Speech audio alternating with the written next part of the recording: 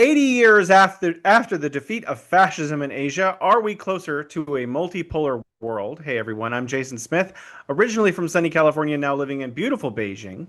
Today's guest is SL Kanthan, a geopolitical analyst, columnist, writer, podcaster, and host of Geopolitics Demystified. You can find his writing on his Substack, slkanthan.substack.com. Welcome back to the Bridge to China. Thank you, Jason. Always a pleasure.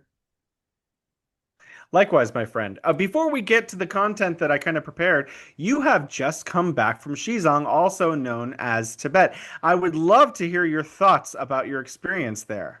Yeah, it was just fantastic. You know, it really blew my mind away. I spent 4 days there, and we drove around a lot.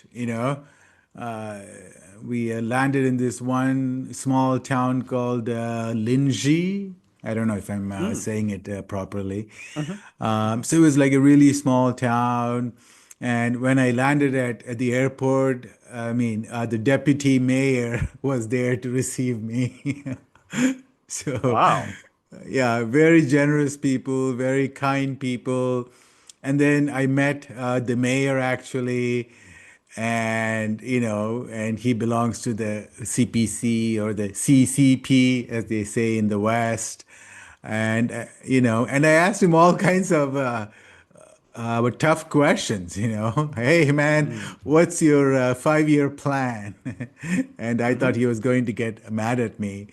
But he patiently spent a lot of time explaining how the relocation worked and how they're now creating jobs, healthcare, schools, just a wonderful people. And then I got to visit some waterfalls, and so beautiful. I mean, it sort of looked like, Yosemite in California. You know, very same kind of the granite rocks, huge falls. Sort of like I think it's called the Nevada Falls in Yosemite. Mm. So it was like that, and then we climbed, and people were so friendly. Both the Chinese and the Tibetans were very nice. And then we got to go to Lhasa, and like you see the Tibetan the culture. It's like so thriving and it's so beautiful. Uh, there's so many lies in the Western media. I just saw this Wall Street Journal article saying that the Tibetan language is being erased. I'm like, what are you talking about? I mean, I can show you 1,000 photos I took. Hmm. Hmm. The Tibetan language is everywhere, from the airport to streets to restaurants to shops to menus to books. I went to a school, primary school, fifth and sixth graders, and it was like a world class school. My God, it's run by the government, but it could be as good as any private school in the U.S. There are these huge rooms for music, huge rooms for playing the Tibetan. It's sort of like a chess or Go, but it's the Tibetan version. Or like one looked like, the TikTok, but it's a little bit more complex. And Mm. Wow. the classrooms are just world class. The buildings are new. The principal, my God, she was like so bright, full of energy, and so sincere. Uh, and there was a classroom to draw. The calligraphy, and I tried it. People were so friendly, and I would ask like all kinds of strange questions. And they were always willing to accommodate me. So, for example, they were all reading these the Tibetan books, you know? Hmm. And I'm like, are they just faking it, like pretending to read? So I asked the teacher, hi, can you ask someone to read the book? And the teacher, he picked this poor girl. She was like frozen with the stage fright, and I felt bad. But she read it, she read the book, Mm. and very, very smart people. And it had some of the students are boarding students because their parents, they live in mountains, like far, Mm. far away, like literally up in the mountains where Mm. there is like no water, no electricity, no schools. So they send their kids to the boarding school. And then on the weekends, they get to go home. And then for summer vacations, winter vacations, they get to go home. And I got to see the rooms they sleep in, very nice. It's like, well, I mean, it had like with two bunker beds, Hmm. but for kids, it's okay. And things were so clean, so we're all, like very, very modern, just beautiful. And like the whole, like there were so many schools in Tibet, and we drove around a lot, like we had a bus and we drove like tens and tens of miles in Lhasa alone. And from Linji to Lhasa, yeah, from That's Linji to quite far. Lhasa, Yeah. yeah, I mean, it was like maybe 400 kilometers. Mm. So, I really got to see Tibet, Xizang, and, like all the stops, like we would stop every hour. And I got to see the the resting stations, the regular people. The culture is just like so thriving. And, the city of Lhasa, okay, like pothole free roads, okay, as I'm from India. So for me, it's like, wow, I love the roads. It's like no potholes. And the sidewalks are beautiful. Like oftentimes it would be like 15 feet wide and like not a single trash. So you're from California. Can you find a sidewalk Mm. like that in San Francisco? you know? No, certainly not. I mean, Yeah. 20 years ago, maybe the sidewalks were okay, but lately it's gotten pretty bad. Yeah. And like no homeless people, no drug Mhm. addicts, no graffiti, no beggars, no violence. I mean, what more do you want? Okay. And Yeah. people can wear the Tibetan dress. I took Mm. photos with the monks, and you see the women with like, I mean, the apron, the Tibetan apron. I went to the temples, the Potala Palace, and so many shops where they sell you the Buddhist figurines. And I bought one. It's so beautiful. And I didn't know, like what it meant. I'm like, wow, this is so beautiful. Like there were like, 500 paintings, and I was Mm. drawn to this one thing. I'm like, this is, I mean, and it was like way up on the wall. And I'm like, I want Mm. that one. So they had to get some special sticks to get it for me. And then I learned that it's a female Buddha. So in the Tibetan Buddhism, they also have female Buddhas. Mm. And it's supposed to be like, there were, okay, I forgot. I think there are like with two big Buddhas, and she's like a very, very famous, like at the top of, I mean, at the hierarchy, so she's a female Buddha. Mm. I'm like, oh, that's so wonderful. And the people were so nice, so generous, so nice. I once got lost, you know. I'm like, what am I doing? Nobody speaks a word of English. Ah! And I was just walking through this park. It was like an impeccable park, Mm, so beautiful, all the grass properly maintained, and they had these like amazing big trees, ponds, uh, like people are like dancing in one area the Tibetan dance. And then there is this other area where they have the Tibetan music. And then they had this, other area where they had Tibetan performers. Okay. mm, So it's not like the government sent me, so I got lost, you know, and right. Yeah. right, because some people are so cynical, right? They're like, well, Mm, man, maybe the government set it up for you. It's like, no, this is all like random stuff. I got lost, and just the people there are just having fun. And people could tell, that I'm a foreigner and I'm lost, mm. So a lot of them would be staring at me. And then one person, and then one person walked up to me, but I had the translator app. And Mm, then, the Google Translate. Oh, so by the way, so Lhasa is like 4,000 meters above sea level, and mm, they have mm. like amazing 5G. Okay, faster What? than, Wow. faster than Wow. like most parts in the US.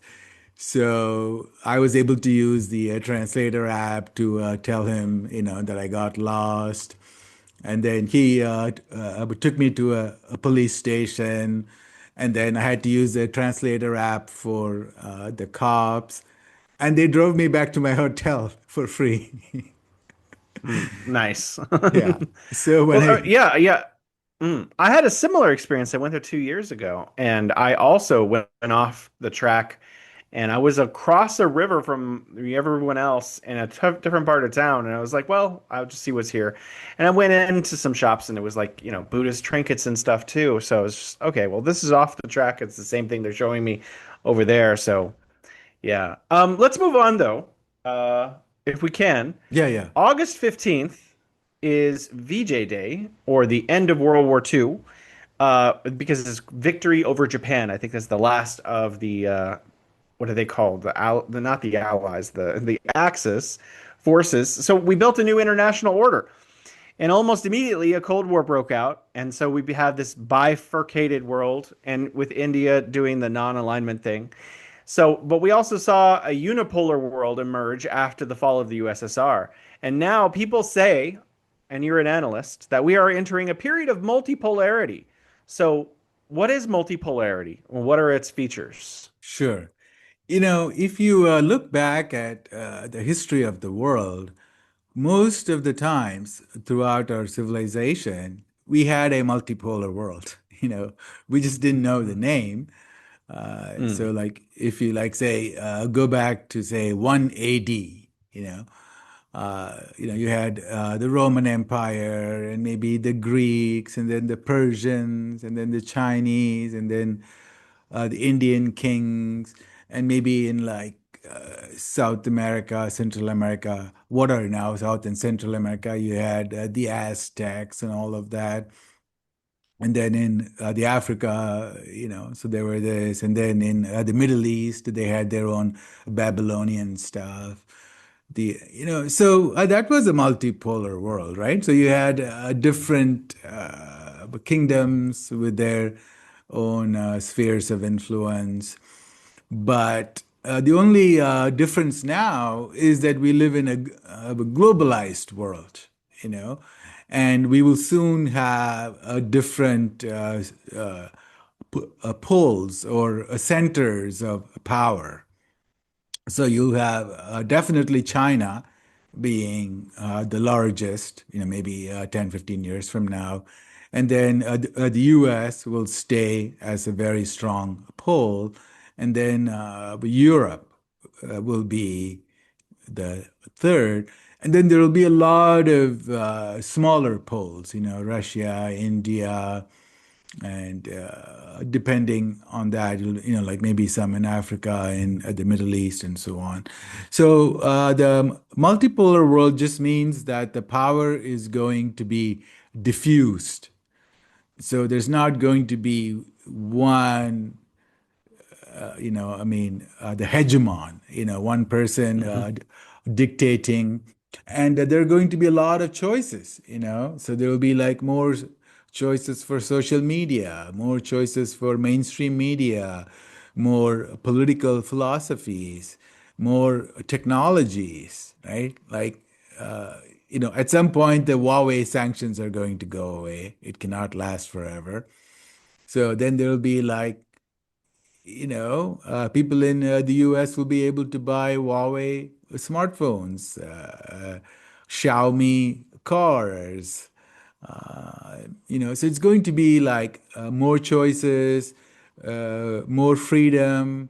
It'll be basically, the democratization of all things like finance, economy, philosophy, military, technology, media, and so on. Um, well, I guess you kind of already answered a couple of my other questions. So I want to switch to India a little bit. India's, you just mentioned Europe being the third power. I had always seen these statistics where China is economy grows and then India's also grows. And by 2050, India and China are these massive super economies. So, and also the prevalence, I read the prevalence of extreme poverty in India has recently dropped considerably over the past decade. So how, in your opinion, how is India's economy shaping up in this new multipolar global economy? Yeah. So it's kind of surprising because there are like a lot of fundamental problems in India, like, the infrastructure. But overall, the country is growing rapidly at like 6, 7% a year. That's the real GDP growth. So that's impressive, and a lot of that comes from services industry, which is our strength. And so it's doing pretty good. And, so it just surpassed Japan this year. Before the end of 2025, India has surpassed Japan in terms of the nominal GDP. So it's now the Hmm. fourth largest economy in the world. And then it's going to surpass Germany within 2 to 3 years, unless like the Germans wake up and then they make friends with Russia and they realize that they're just being a sacrificial pawn. But looking at the German politicians, there's no hope. So within, yeah, it's so sad, I love Germany, but what's happening to them is just so tragic. Like they're just like stabbing themselves in the chest. Like, why, Germans? Why? Stop doing that. And so within the 2 to 3 years, India will surpass Germany. So it'll be the third largest economy in the world, but it'll be much smaller compared to the US and China. So let's say it's like $5 trillion, and then China will still be 4 times larger than India. The US will be like 6 times larger than India. So the two major poles are going to be the US and China. In your opinion, in what ways has the United States been responding to multipolarity with the rise of China, India, Brazil, even Indonesia, and lately ASEAN, ASEAN, the Southeast Asian uh, economic bloc? What do you think? Because it looks to me like the United States is not taking it well, that and kind of a multipolar, many nations and around the world are gaining power vis-a-vis the United States. How do you think they're responding, and how do you think they should be responding? Yeah, well, they are responding very badly, as all empires do. You know, Nobody likes to give up the power. So that's just human nature. That's just geopolitics. There's no time in history where Hello? what? Yes, hello? Mm, Yeah. mm. So I'm here. I guess we just had a lag. okay. Go on, sir. Sorry.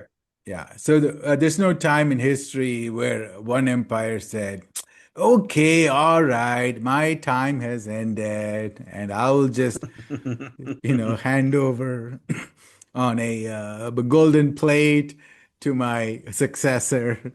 No, they're going to fight back. So Mm, the US is trying very hard to contain China. So all the sanctions we see, all the hybrid wars, all the propaganda wars against China are all simply based on the fact that China is succeeding and is about to take over the U.S. in terms of the economy and so many things. But it's not like China wants to be number one. China wants to be the next, the hegemon. It's just a natural process. So like, mm. so if you have a neighboring kid and you used to bully him and he's only 5 years old and then he slowly grows up and then by the time he's 16 he's like much but taller than you and then you're like, oh my God, I used to beat him up a lot when he was young. Mm. So, That's an interesting metaphor. yeah, so like a lot of that is like, like really the guilt conscience of Mm, the West, I think, like because they know they did a lot of horrible things to China, mm, right? mm, Like starting with the Opium Wars. I mean, and even before, like, subjecting millions and millions of Chinese to the addiction of opium, and that went through all through the 19th century. So they did a lot of horrible things. And then the sanctions, like starting with mm. Mao, really huge sanctions. And, they made Japan into a monster, right? So this actually started with Teddy Roosevelt, who said, "Okay, I want to have like an American empire, but the Americans are not going to like the U.S. Becoming an empire, because the average American did not want to be the empire." And historically, starting with the founders, I mean, all the people like Washington, Jefferson, Madison, all those founders, they warned against an empire. They did not want America to become a replica of the Europeans. So, so Teddy Roosevelt, what he did was he's like, okay, so let me turn Japan into like my proxy empire, right? So we control Japan, and Japan controls Asia, or I mean, the East Asia, and that was the plan. So the U.S. Groomed Japan. The U.S. gave Japan the oil and the raw materials for steel and the Wall Street. They funded the Japanese bonds. They raised money for Japan. So they groomed Japan, and they actually had Japan destroy the Russian Navy on the east side, Vladivostok. So that was in 1904. It was like fully organized by the US and maybe the UK. So these bankers, they funded Japan to destroy Russia. And then if you see like, how Japan grew, the West always supported Japan. When Japan took over Formosa or Taiwan, the West supported it. When similarly, so I don't, and then at some point, Japan became a little bit too independent, right? So like they didn't want to be a proxy anymore. They were like, hold on, we look at the world, and I mean, so all these Westerners are doing really horrible things to people all over, and they are following their, they are creating the empire. So we want to be an empire, and then they did a lot of horrible things to China. The Chinese people, they committed a lot of crime. But the reason that the West turned against Japan is not because the Japanese did horrible things. Okay, so the Western, the bankers, the imperialists have no problem with violence and brutality. Like just look at what they did to the Africans and so on. So, so the violence was never a problem. The problem was that Japan became independent. Like they wanted to create their own empire. So then the U.S. Very quickly switched sides. And they're like, oh no, we love China, right? And they did this huge propaganda. Like there were lots of books written about China. What's her name? Pearl somebody, she wrote, I mean, there was a woman who was a daughter of the missionaries in China, and I don't know. she used this the pseudonym called Pearl, something Pearl, and she wrote a book about China, which was turned into a movie in the 1930s, Hmm. and it won the Oscars, right? So the Americans, they wanted to now switch to China, so they switched to China, not because they really loved China, because the Westerners they colonized many parts of China and ruthlessly will exploit it.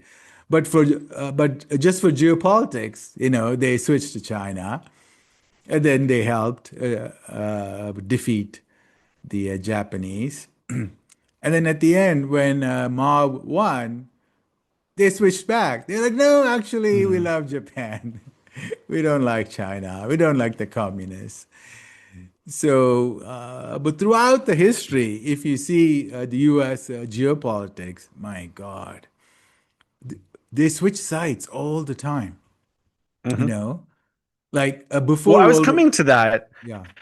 I was coming to that because I wanted to ask you because obviously the USSR was very successful, so and created a deal with China in 1978. And now it looks like, now that China is very powerful, it looks to me like the United States is seeking to move with India and try to get India to play pawn off against China. What is your opinion about that? Yeah, yeah, Is that happening? absolutely. Yeah, absolutely. Like they just had, I mean, the Quad meeting, Japan, Australia, US, and India. The foreign ministers, they met in Washington, D.C. So they've been trying to draw India into the anti-China coalition, sort of like, like what happened after the Boxers Rebellion, right? So the West, they created something like the Nine Country Alliance. I forgot the number, but so they brought in everybody, right? Like Britain, France, Hmm. U.S., Austria, Italy, and then everybody ganged up on China. So they're kind of trying to recreate that, with like Japan, Philippines, India, Australia. I mean, it's not going to work, but Hmm. they'll keep trying. And, so it's kind of, sad for me as an Indian, because I want India and China to work together. Uh, we both have like history going back 2000 plus years, so like about 1400 years ago, there was a Chinese monk, so like there were like a lot of Chinese monks, but this one was very special. So he came to India like through the mountains, like maybe through Tibet, somehow he came to India to learn about Buddhism, because the Chinese people loved the Buddhism, but they wanted to, because there's a lot that is lost in translation. And when like a religion travels from India to what is now Afghanistan to what is now Xinjiang, and then by the time it reaches, Xi'an, like a lot of things they change, lost in translation and Mm, lost because mm, of the mm, cultural. So these monks mm, would love to come to India, to learn from the source. mm, And he traveled all over India. He translated so many scripts from Sanskrit to Chinese. mm, And well, eventually he went to this one town in India where he stayed for the longest. And that town is the birthplace of Modi, the Indian Prime Minister. What mm, are the chances of that? And then this monk, but eventually he took the boat and stuff, and then he went back to China. Like he went through Sri Lanka, and then he went back to China.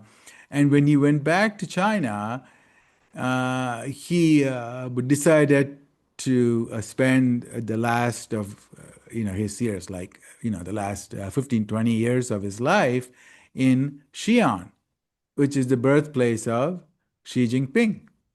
You know, so so we have this like the amazing historical link between Modi and Xi Jinping, and between China and India.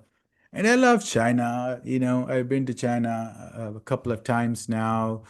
It's a wonderful culture, and I love the economic development, and how they take care of the poor people, the middle class.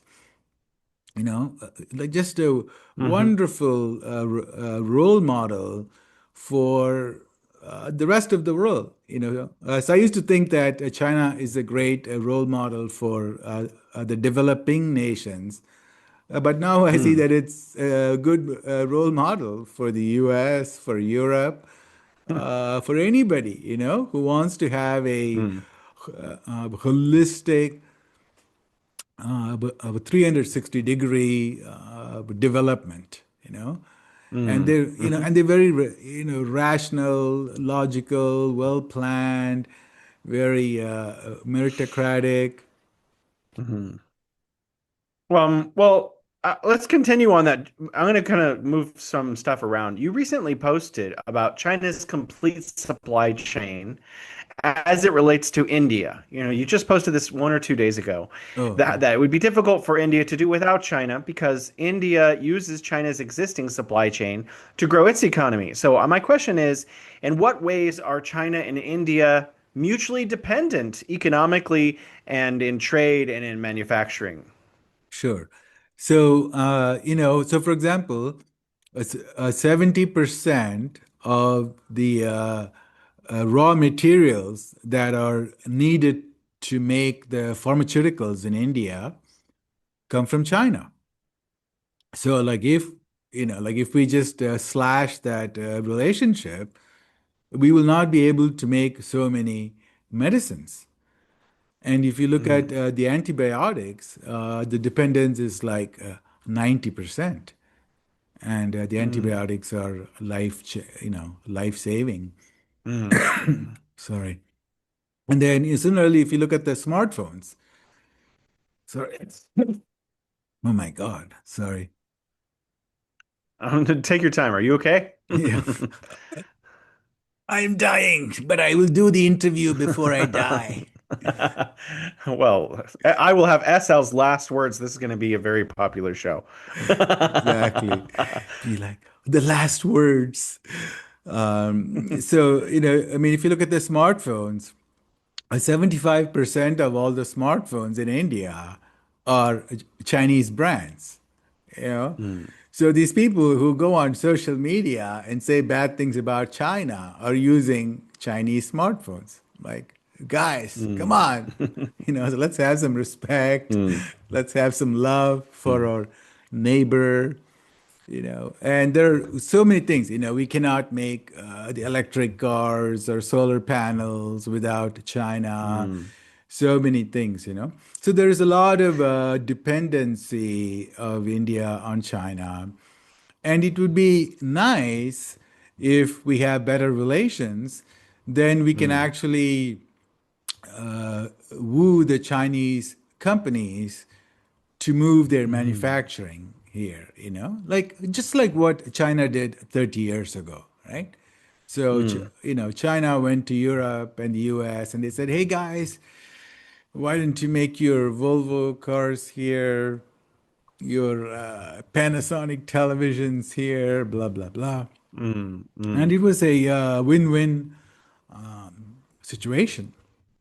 And Well, let me ask about that specifically because the Belt and Road Initiative has brought a lot of countries together, and I've done a lot of research in this. China has developed special economic zones and free trade zones in a lot of places in Africa, Egypt, all kinds of other places where these special economic zones are bringing in Chinese factories, but also factories from Europe, factories from the United States, Canada, Japan, all these places into these Belt and Road financed special economic zones in these countries. And India is part of BRICS. It's the I in BRICS, right? So it looks like India does want to have a more meaningful relationship with other emerging markets around the world. But India is yet not part of the Belt and Road Initiative. Is there any chance in the next 5 to 10 years that India would want to work within that, sphere within the developing of an international logistics and supply chain to develop those kind of special economic zones to lure in Chinese factories, to lure in Japanese factories and European factories into something like that? yeah, I don't know, but that would be one of my wishes, you know. Um, but there's a lot of, so the two main hurdles are one is politics, because it's so hard for a politician to say, let's, let's do this with China, because immediately there'll be a very vocal crowd that will scream that somebody's being weak. We haven't solved the border issue, So there are these nationalists who are just like obsessed with the border, you know.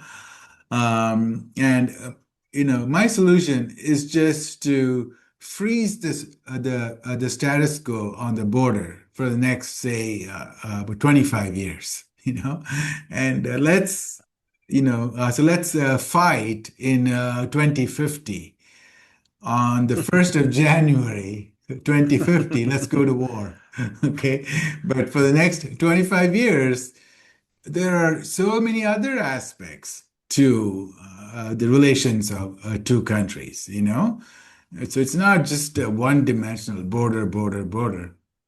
We can focus on trade, technology, manufacturing, tourism, journalism, people-to-people exchange, because like once you like a person, then it becomes so much easier to do business with them, right? Mm, And then also, like, you cannot say bad things about a whole nation, like, even if you like a few people, you know? mm. So for example, like sometimes I get so mad at the US, and then I think of people like you, and oh my God, what is my other favorite person who's at, I mean, Harvard?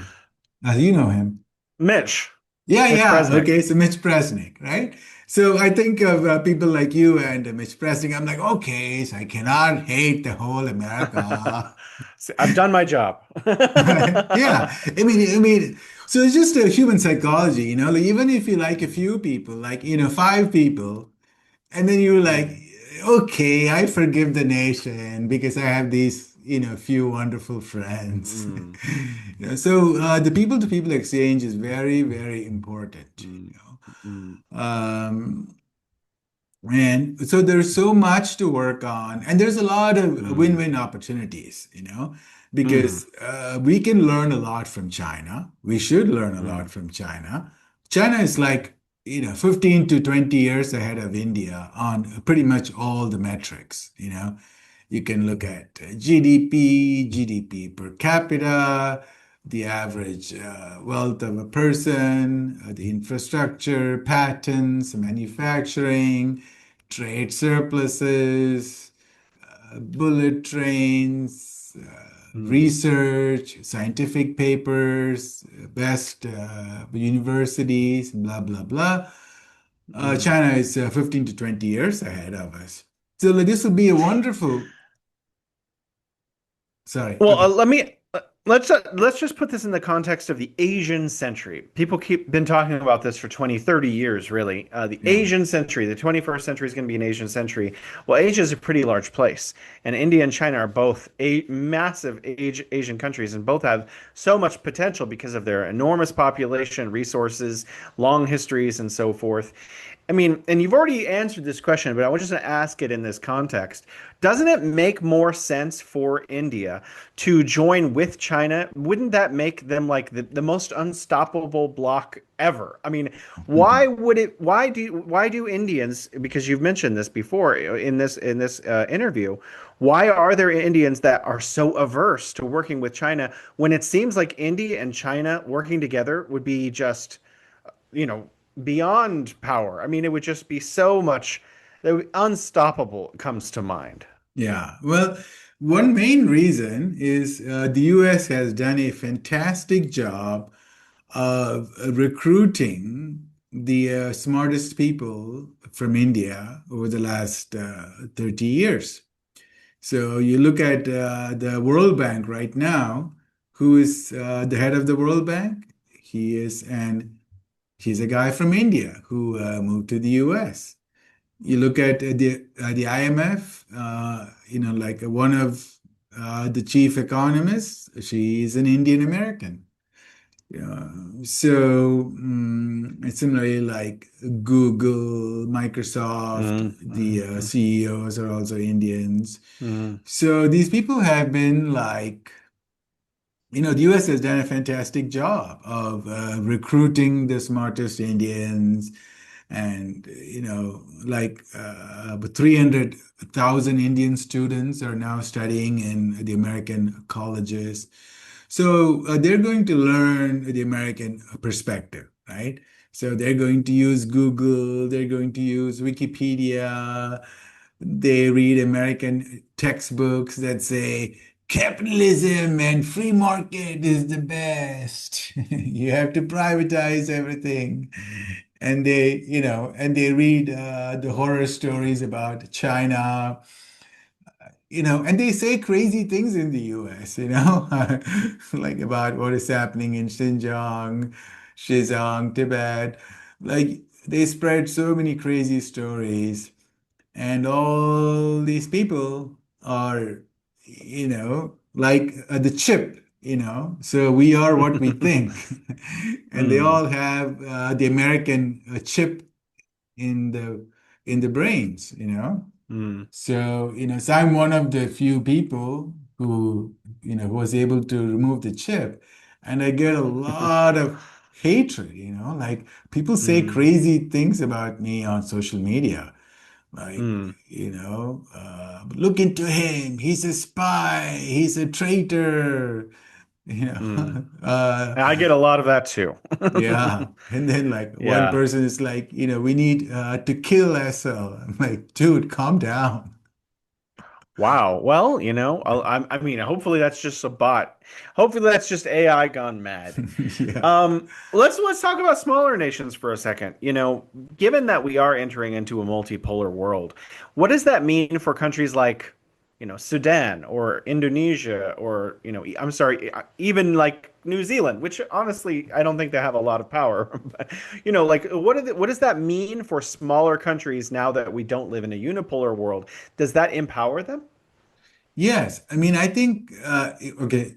So we're not fully there yet, right? We're still in the transition. you know? Mm. So, for Mm. example, well, if India wants to buy the oil from Russia, the US is already threatening with, 500% tariffs on the goods from India. So Wow. the US is like, so we're in this like transition mode, and the US is trying very hard to, to bomb that bridge to a multipolar world, Mm. But, so let's say that we have a pretty reasonable multipolar world 15 years from now. Mm. That will be wonderful for all the small countries because now they don't have to have like an alliance. They don't have to be a vassal to one big Mm. country. They can be friends with everyone. They can be Mm. friends with the US. They can be friends with Russia. They can be friends with China. They can be friends with Europe. They can be friends with India. They can be friends with Pakistan. So they all can say, "Hey, I don't have a problem, So if you guys have some problem, that's your circus and that's your monkey. And I love you both, and I'm gonna do trade with you both, and you are welcome to work with me. It So almost sounds like you're describing the non-aligned movement. Wasn't that the purpose of the non-aligned countries during the Cold War was to say, hey, hey, hey, hey, this is not our fight, guys. We're just going to do business. Isn't that kind of what you're describing? yes, but the non-alignment movement failed. It was it was a dream. It was a wonderful dream, but Hmm. the first the conference was in Bandung in Indonesia. But then what happened? The U.S. Did a regime change in Indonesia. Uh, they started the Korean War. They started the Vietnam War. They killed so many people, like in Africa and in the Middle East. They staged coups. The CIA actually killed a prime minister of India in the 1960s. Lal Bahadur Wow. Shastri. Yeah. So the non-alignment movement, I mean, it died young, and I Hmm. hope that the multipolar world will revive that, you know. I mean, and also another difference is that, during the non-alignment movement, the world was still bipolar. you Hmm. know so Hmm. you really had to choose. You really, they're like, well, buddy, listen, so are you with the Soviet Union, or I mean, are you with the West? Like, there was, so nobody could say, hey, well, I'm going to be friends with both the Soviet Union and America. No.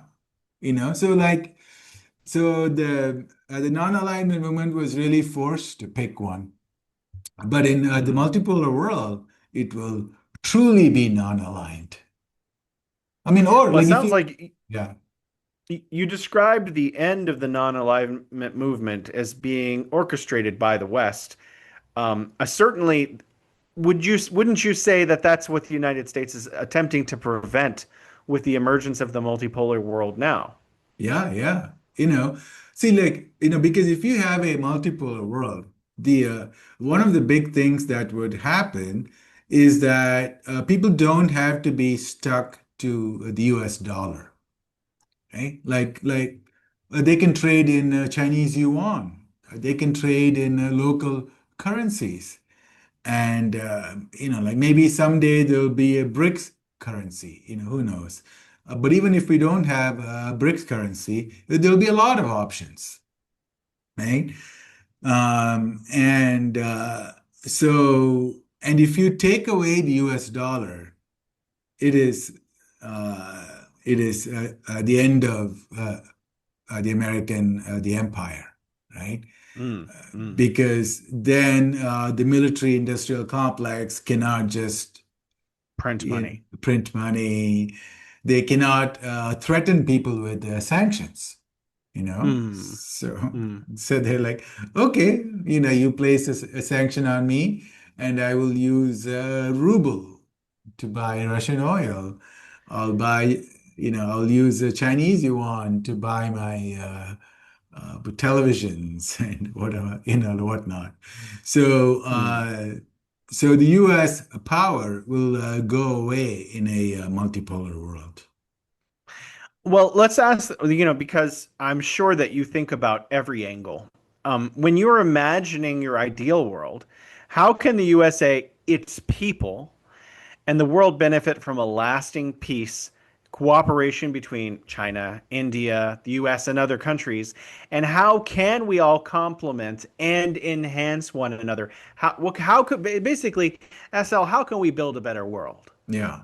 Well, the Americans should read the Federalist Papers. Okay. So you have all the wisdom, back in the 1700s, go read what Madison wrote and what all these founders wrote. Very, very smart people, And then Mm. the US became really dumb, so I cannot think of like one really philosophical, smart, visionary politician in the US now. I mean, like, so for example, I mean, maybe I like Rand Paul, but they're not like philosophers like the American founders. Mm. Like you can go read like letters by, say, Thomas Jefferson or Benjamin Franklin. My God, these people were like really smart, profound, philosophical, visionary people. Not like stupid stuff like make America great again.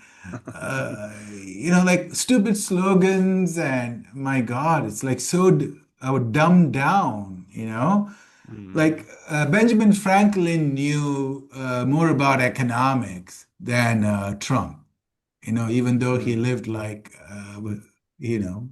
about 300 years ago. And these people, like, they really thought about economics and trade and how to run a country. What does it mean? So, um, and the Chinese philosophers were great philosophers. Like people should be reading the Confucianism about how to have a society, how to have, I mean, the harmony. And people could be reading the Persian writers, Russian philosophers. But Germany had so many smart people, like so many smart philosophers, like Nietzsche, Mm. Kant. I don't know all the names, but like so many smart people, Mm. uh, and Voltaire. So like we have a Mm. lot of historical people to learn from because well Mhm. unfortunately in the modern world things are like so boiled down to like stupidity.